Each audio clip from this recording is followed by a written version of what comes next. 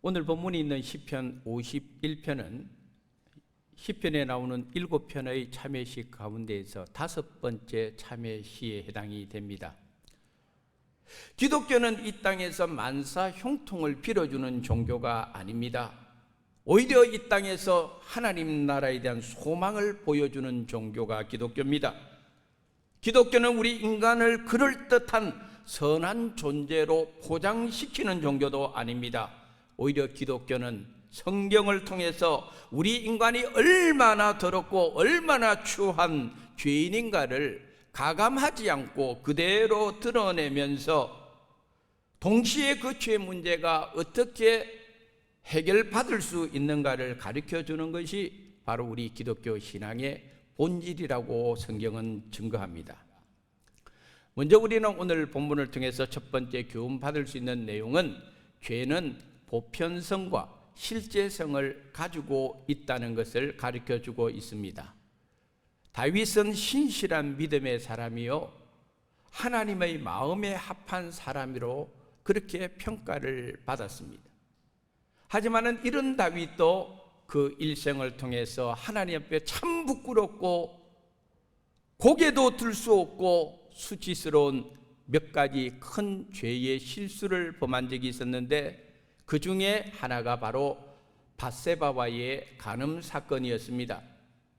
우리는 이 밧세바와의 문제는 너무 잘 알고 있기 때문에 구체적으로 말씀을 드리지 않겠습니다만은 바로 이 사건을 통해서 다윗은 여러 가지 죄를 한꺼번에 죄를 짓는 일을 범하고 말았습니다. 우선은 간음죄를 범했고 그 다음은 위선죄를 범했고 거짓말하는 죄를 범했고 남의 것을 탐내는 탐심을 저질렀고 무엇보다도 자기에게 가장 충실한 부하 중 한 사람이었던 우리야 장군을 최고의 전쟁터로 내보내어서 죽게 만드는 살인죄까지도 범하고 말았습니다. 다윗은 밧세바와의 이 사건 때문에 한마디로 죄의 종합 세트를 만들고 말았다는 것입니다. 어떻게 하나님을 그렇게 잘 섬긴다는 사람이 어떻게 다윗이 그런 죄를 저지를 수 있겠습니까? 그런데 성경을 가만히 보면은 다윗뿐만 아니라 오늘날 우리가 존경하는 여러 믿음의 사람들도 다윗 못지않게 이런 죄로 저런 죄로 넘어지고 자빠지고 하나님 앞에 큰 실수를 했던 경우를 발견합니다. 그럼에도 불구하고 하나님은 누구나 다 인정할 만한 사람을 당신의 선한 도구로 사용하시고 당신의 일을 이루는 것을 보여주는 것이 아니라 오늘 본문에 나타난 다윗처럼 많은 또 믿음의 사람들이 다 그와 같이 죄 가운데 넘어지고 죄 때문에 절망한 그런 사람들을 하나님께서 택하여 주셔서 당신의 선한 역사를 계속적으로 이끌어가고 있다는 것을 성경이 우리들에게 보여줍니다. 우리가 잘 아는 노아만 해도 그렇습니다. 노아가 어떤 사람이었느냐, 우리 창세기 6장 9절 말씀 한번 읽어보도록 하겠습니다. 이것이 노아의 족본이라. 노아는 의인이요 당대의 완전한 자라. 그는 하나님과 동행하였으며. 아멘. 노아는 의인이라고 했습니다. 당대의 완전한 자라고 그랬습니다. 하나님과 동행하는 사람이라고 그랬습니다. 조금 더 죄를 지을 것 같지 않은 그런 사람인데도 불구하고 그 뒤에 노아는 포도주에 취해서 옷을 완전히 다 벗어버리고 자식들 앞에서 부끄러운 수치를 드러냈다는 것을 성경이 증거하고 있습니다. 노아만 그렇습니까? 우리가 존경하고 잘 알고 있는 믿음의 조상 아브라함도 역시 애굽으로 내려가서 애굽의 왕이 자기 아내를 탐하니까 자기 생명을 지키기 위해서 자기 아내를 누이 동생이라고 소개를 하는 일을 했습니다.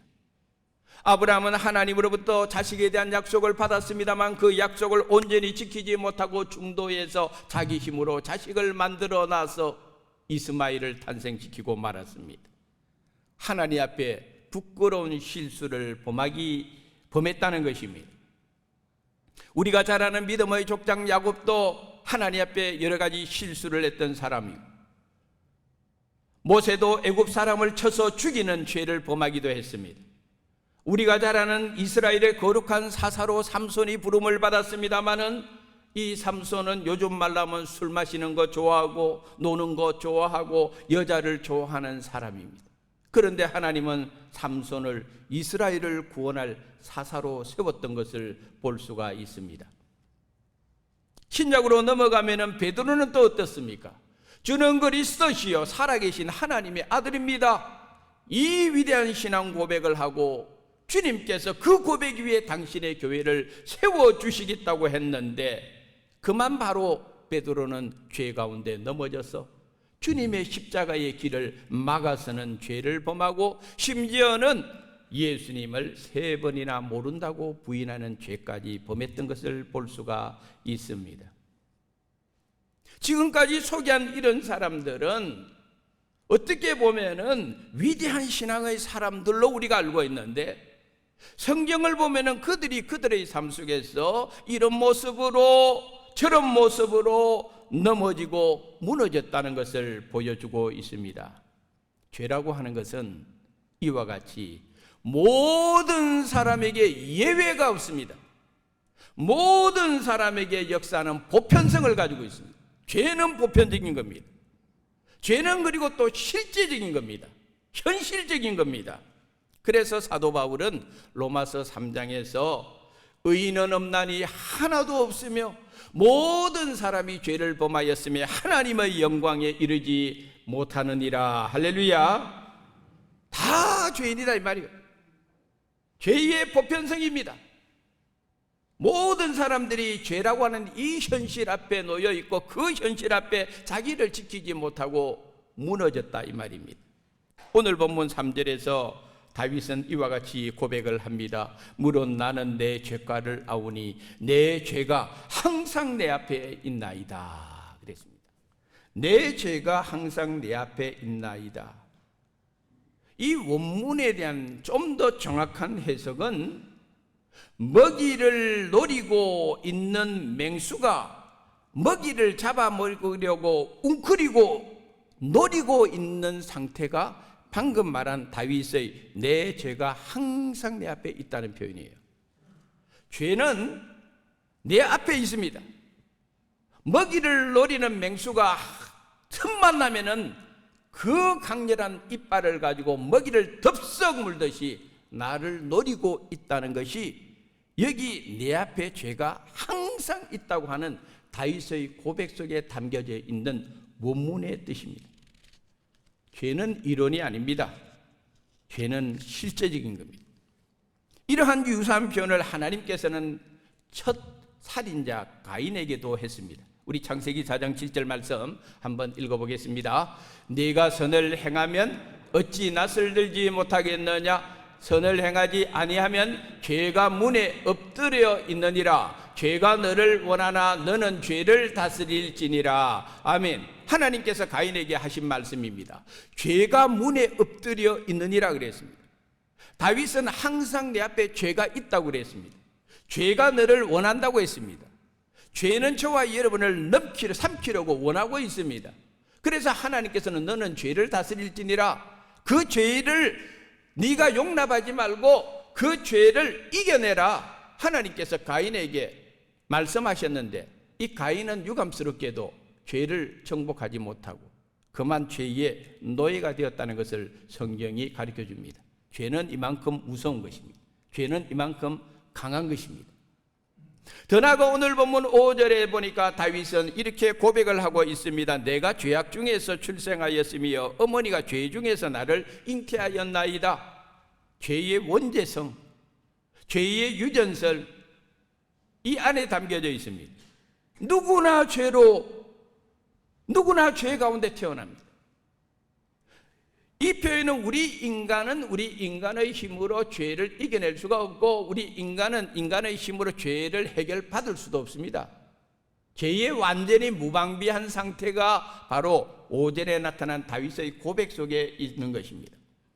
그러므로 우리는 죄인이고 우리는 죄 가운데서 절망할 수밖에 없는 존재인데, 이 죄 문제를 다윗이 어떻게 해결하느냐? 다윗은 하나님 앞에 정직한 반응을 보입니다. 회개를 합니다. 그래서 오늘 본문이 우리에게 주는 두 번째 중요한 진리는 회개의 중요성, 회개의 가치가 있다는 것을 우리에게 보여줍니다. 로이드 존스 목사님이라는 분이 계십니다. 참 신실하신 목사님입니다. 이분은 특별히 이 오늘 본문이 있는 시편 51편을 굉장히 좋아하셨습니다. 시편 51편을 가지고 책도 쓰시고 시편 51편을 가지고 주석도 설교도 많이 하신 분입니다. 로이드 존스 목사님이 이런 말을 하셨습니다. 오늘날 기독교의 위기가 어디에서부터 왔는가 아시느냐? 그리고 왜 오늘 이 땅의 그리스도인들이 영적 생활에서 하나님의 능력을 받지 못하는 이유를 아느냐 했습니다. 기독교의 위기가 어디에서 왔으며 그리스도인이 능력 있는 삶을 살지 못하는 이유가 어디에 있느냐? 로이드 존슨 목사님이 그 해답을 제시합니다. 오늘날 이 땅에서 교회에서 성도들의 삶 속에 회개의 기능이 없어졌다는 거예요. 죄를 죄로 여기지 않습니다. 예수 믿는 사람들은 그냥 그렇게 생각합니다. 다 그런 거지. 그렇게 살지. 하나님도 이해하실 거야. 죄의 문제에 대해서 심각성을 오늘날 상실하고, 교회 안에서 강단에서 목회자들이 죄의 심각성을 교인들에게 지적하지 않고 회개에 대한 설교도 오늘날 별로 하지 않는 것에서 기독교의 위기가 시작되었고, 바로 여기에서 그리스도인들이 능력 있는 삶을 살지 못하는 이유가 있다. 로이드 존스 목사님이 지적을 했던 것을 봅니다. 우리가 깊이 생각을 해야 될 부분입니다. 오늘 본문 6절에 보니까 다윗은 이렇게 고백을 합니다. 보소서, 주께서는 중심이 진실함을 원하시오니. 하나님은 우리 인간의 중심의 진실함을 보신다 그래요. 내 안을 보면은 기가 막히지 않습니까? 온갖 더러운 추한 죄악들이 내 속에 가득 담겨져 있는데, 이 죄를 하나님 앞에서 어떻게 해결받을 수 있겠습니까? 회개를 해야 되는데, 그 회개는 바로 오늘 다윗의 고백처럼 중심의 진실함을 가지고 있어야 된다. 하나님은 그것을 본다는 거예요. 사람은 겉모습을 봅니다. 나도 저 사람의 겉모습을 보고 그 사람은 나의 겉모습을 봅니다. 그래서 성경은 사람은 외모를 보거니와 나 여호와는 중심을 보시느니라. 하나님은 중심을 보신다 이 말이에요. 그런데 오늘 성경을 가만 보면은 다윗이 한 이 이야기, 하나님은 중심의 진실하심을 보신다는 거 우리가 잊지 말아야 합니다. 모든 것이 외적인 이미지 메이킹에 판을 치는 이 시대 속에서 정말 하나님이 우리를 향하여 관심 있게 보는 것은 다윗의 고백처럼 중심의 진실함을 보신다는 거예요. 이 중심의 진실함이 뭐냐? 하나님 앞에 철저하게 정직하게 반응하는 겁니다. 나는 죄인입니다. 참된 회개가 우리 속에 일어나야 됩니다. 회개가 바로 일어나지 않으면 구원의 은혜도 임할 수가 없습니다. 그래서 다윗은 하나님 앞에 중심의 진실하심을 보시는 하나님 아버지 하시면서 그 뒤에 내게 지혜를 은밀히 가르치시리이다 라고 말하는 이유가 바로 여기에 있습니다. 하나님 나에게 은혜를 베풀어 주세요. 나는 죄인입니다. 나는 무력합니다. 어찌할 수가 없습니다. 그러므로 당신이 나에게 은혜를 베풀어 주셔야 되겠습니다. 지혜를 주세요. 주님만이 해결해 주실 수 있다는 이 지혜를 주세요. 오늘 마지막에 우리에게 주시는 말씀입니다. 우슬초로 나를 정결하게 하소서 하는 7절의 말씀입니다. 성경을 읽다 보면은 이 우슬초라고 하는 식물이 등장을 합니다. 이 우슬초라고 하는 것은 그 맛이 신맛도 있고 쓴맛도 있는 식물입니다. 그런데 이게 담벼락 같은 데 붙어 있는 아주 작은 식물에 속하는 것입니다. 우리가 잘 아는 솔로몬이 하나님의 지혜를 가지고 모든 동식물을 연구한 것에 대해서 성경이 다음과 같이 이야기를 합니다. 그가 또 초목에 대하여 말하되 레바논의 백향목으로부터 담에 나는 우슬초까지 하고, 그가 또 짐승과 새와 기어다니는 것과 물고기에 대하여 말한지라. 아멘. 그러므로 솔로몬이 식물을 연구할 때에 백향목과 우슬초를 언급한 이유는, 백향목은 식물 중에서 가장 큰 식물을 상징하는 대표적인 것이고, 우슬초는 아주 작은 식물을 상징하는 겁니다. 그런데 이 백향목하고 우슬초는 율법에 의하면 이스라엘 백성들 가운데에서 나병 환자들이 정결 예식을 취할 때에 이 두 식물을 가지고 오도록 했습니다. 우리 한번 레위기 14장 4절 말씀 읽어보도록 하겠습니다. 제사장은 그 정결함을 받을 자를 위하여 명령하여 살아있는 정결한 새 2마리와 백향목과 홍색실과 우슬초를 가져오게 하고. 아멘. 우리가 잘 아는 대로 구약의 제사장들은 반드시 제물을 받습니다. 그 제물을 죽여가지고, 짐승을 죽여가지고, 그 다음에 그 짐승에서 나오는 그 피를, 오늘 본문에 나오는 이 우슬초라고 하는 이 식물을 가지고 짐승의 피를 찍어가지고 그것을 제단 곳곳에 뿌렸습니다. 그 짐승의 피를 우슬초로 찍어가지고 또 발랐습니다. 그러므로 이 우슬초를 가지고 짐승의 피를 뿌린다, 바른다는 것은 결국은 바로 상대방의 죄를 용서해 준다는 의미가 이 속에 담겨져 있습니다. 왜냐하면 구약시대의 오랜 기간 동안에 하나님께서 이스라엘 백성들이 짓는 죄는, 사람이 죄는 짓고 죽이기는 짐승을 죽였습니다. 그 짐승의 피를 뿌리게 했습니다. 그걸 뿌리면 하나님이 용서해 주셨습니다.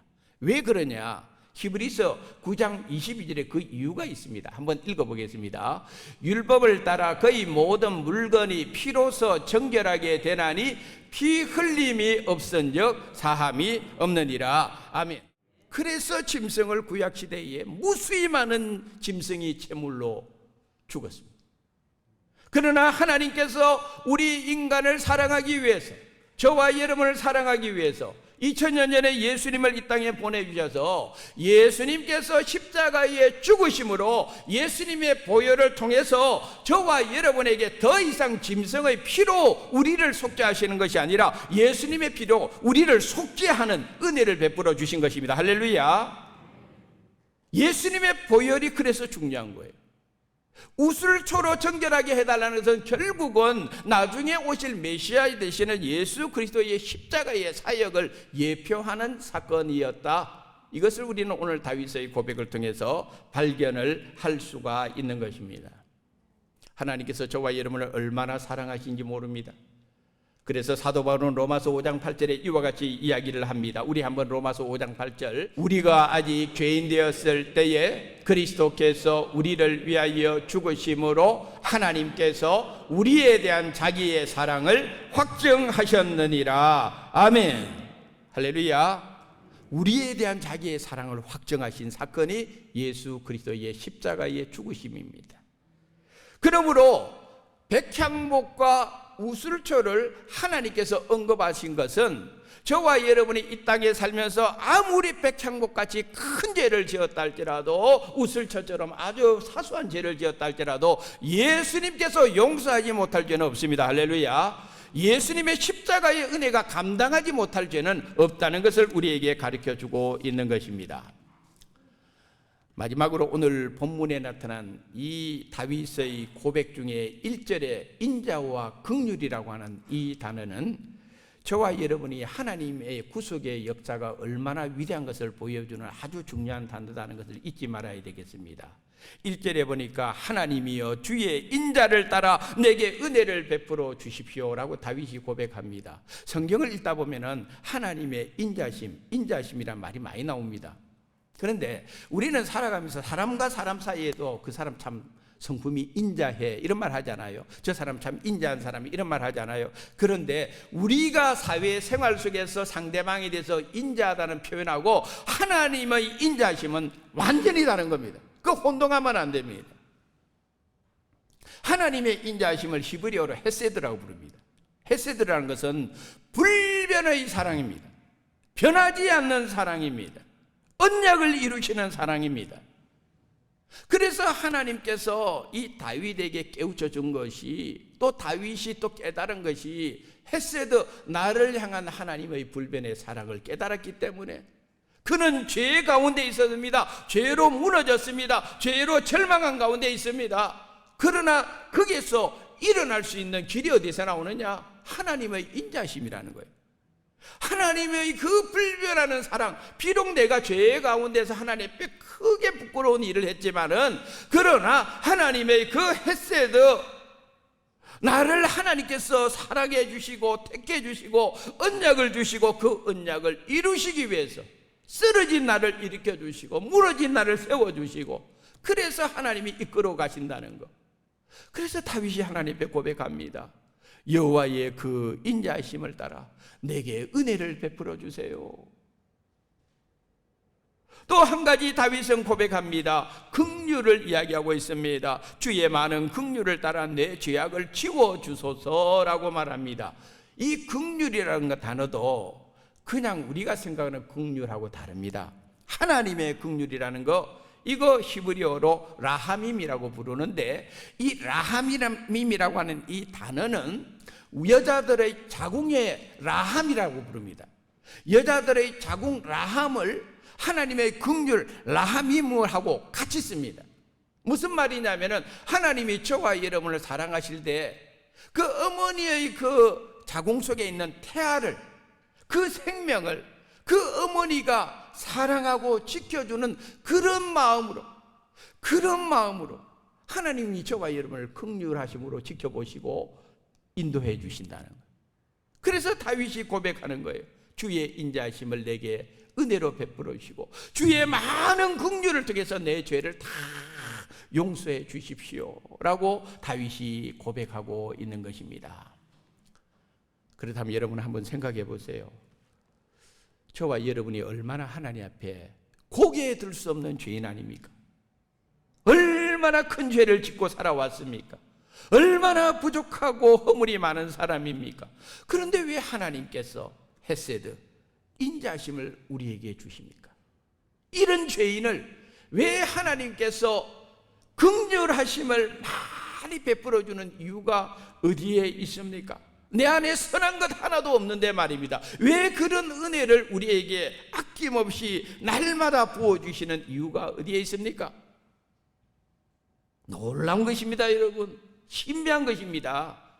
이런 은혜를, 이런 하나님의 인자하심을 누리고 있다는 것은 우리에게 축복입니다. 할렐루야. 그래서 다윗이 시편 8편 4절에서 다음같이 고백하고 있는 것을 볼 수가 있겠습니다. 한번 읽겠습니다. 사람이 무엇이기에 주께서 그를 생각하시며 인자가 무엇이기에 주께서 그를 돌보시나이까. 아멘. 하나님의 은혜입니다. 얼마나 큰 은혜인지 모릅니다. 오늘은 사순절 첫 번째 주일입니다. 다윗은 실수를 통해서 정말 하나님 앞에 큰 죄를 지었습니다만은, 하나님께 다윗이 인정받았던 것은 다윗의 정직한 반응, 중심의 진실을 보셨습니다. 하나님이 보시는 것이 이겁니다. 중심의 진실함입니다. 다윗은 정직하게 하나님 앞에 반응했습니다. 그래서 하나님은 다윗을 소중하게 생각한 것입니다. 오늘 저와 여러분도 마찬가지지요. 다윗만 그렇습니까? 아브라함도 그랬습니다. 하나님 앞에 정직함으로 중심의 진실함을 가지고 섰습니다. 노아도 그랬습니다. 야곱도 그랬습니다. 사사 삼손도 그랬습니다. 모든 사람들이 죄로 실수는 했지만 그들의 마지막은 정직함으로 하나님 앞에 반응함으로 하나님께서 그들을 다시 세워줍니다. 어떻게 세워주느냐 하면은 히브리서 11장에 보니까 믿음으로 노아는 술 취한 사람인데, 그러나 하나님은 결국 노아의 인생을 믿음으로, 노아는 믿음으로 아브라함은, 믿음으로 모세는, 믿음으로 야곱은, 믿음으로 다윗은, 믿음으로 삼손은, 할렐루야, 하나님께서 축복해 주시는 거예요. 우리가 정직하게 하나님 앞에 서기만 하면 하나님 우리를 다시 회복시켜 주시는 분입니다. 우슬초로 나를 정결하게 하소서. 바로 여기에 예수 그리스도의 십자가의 은혜가 있고 구원의 능력이 있습니다. 이번 한 주간도 저와 여러분 하나님의 인자하심과 하나님의 긍휼하심이 저와 여러분 삶 속에 충만히 부어질 수 있기를 주님의 이름으로 축원합니다.